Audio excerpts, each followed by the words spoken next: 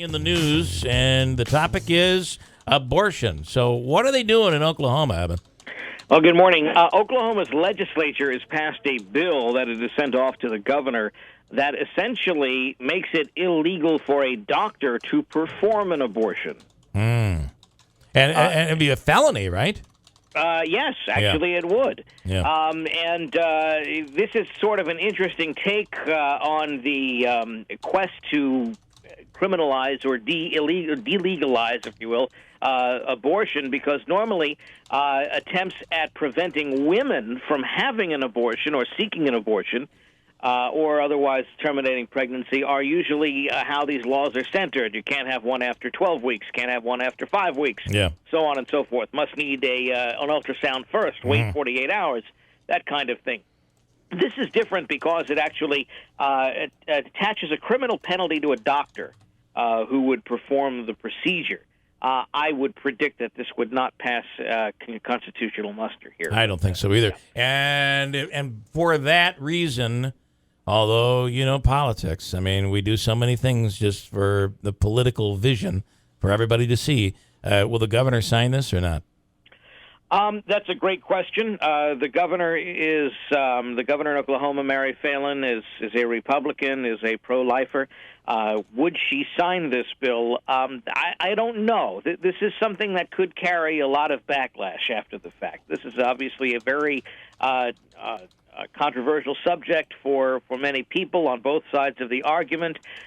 She would likely be a hero to those who are anti-abortion, to those who want to see Roe v. Wade overturned. But it would also be seen as political grandstanding in a way, because she'd be supporting a law that ultimately would, A, be unenforceable, B, ultimately, I think, overturned by the federal courts. The federal courts have been very clear, especially with regard to other states like Texas to the south of Oklahoma, that have said you can't have laws that make it impossible for women to seek a legal service like abortion. For instance, making sure that clinics are within 30 miles of a hospital, or making sure that a doctor at a clinic has admitting privileges at the local hospital. Those types of rules or those types of laws have been deemed unconstitutional because they interfere with a woman's ability to seek that service. This would follow along that same path. This might be a question that you don't have the answer to, and I apologize if you don't. But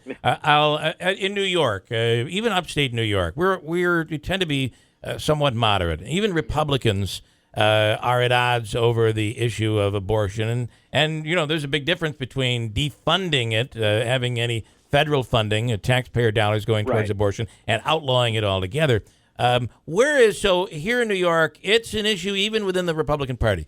Where's the rest of the country? Do you have any numbers, any stats? Is this a good argument for the? I can give you anecdotal things if you'd like. And here's the thing: I don't know anyone, even the most strident Roe v. Wade supporter, who is truly pro-abortion. I don't think there are people out there that really want to see abortions take place.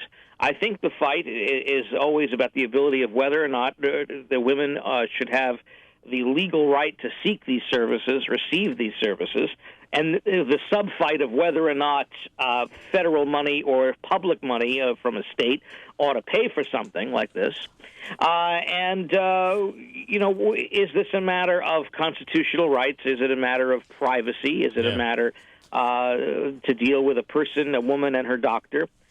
Or does the public have to? Does the norms and rules of society override that? That's been the overarching debate of this. I think going back hundreds of years. One would say that this is an opportunity for Hillary, that she'll use this to say, "Look what they're going to do."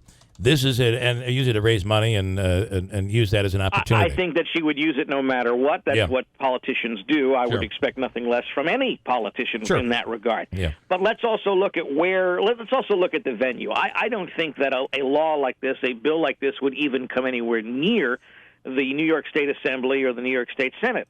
Definitely not the Assembly. What we're talking about Oklahoma. We have a vastly different type of people in Oklahoma than we do in New York State. It is a very evangelical crowd, where New York does not have that as prevalent. And so it is not necessarily unfathomable that a bill like this would come into the legislature and that would even pass the legislature. And by the way, an overwhelming passage, Yes. big numbers. I think it was one lone Republican who voted against it. So, all right, interesting. Great stuff. Evan Brown, thanks for the time. Enjoy the weekend. You got it. Take care. Christine will have news coming up. Hold tight. Coming right back. Free money question of the day in about, what would you say, 7-8 minutes? Chance at $100, $200, or $300, and I have a doozy of a question. Pretty excited about this one coming up. I wish we could do it right now. I love this question so much. Coming up on WIBX.